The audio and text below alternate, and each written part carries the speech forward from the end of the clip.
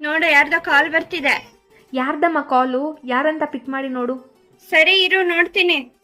Hello hello, ಯಾರು? Madam, ನೀವು ಬ್ಯಾಂಕಲ್ಲಿ ಲೋನ್ ಅಪ್ಲೈ ಮಾಡಿದ್ರಲ್ಲ, ಅದು ಅಪ್ರೂವಲ್ ಆಗಿದೆ. ಯಾವ ಲೋನು?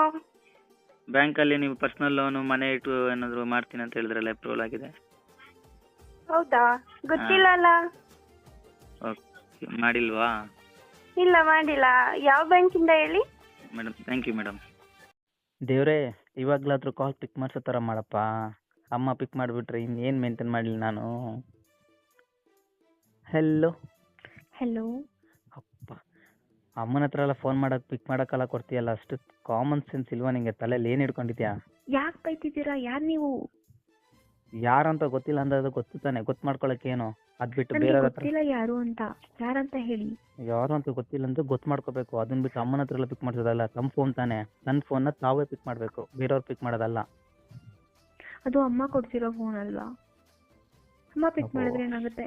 ನನಗೆ ಬಂತು. ಸರಿ, ಮತ್ತೇನು ಸಮಾಚಾರ? ಯಾರು ಅಂತ ಗೊತ್ತಾಗ್ಲಿಲ್ಲ ನನಗೆ.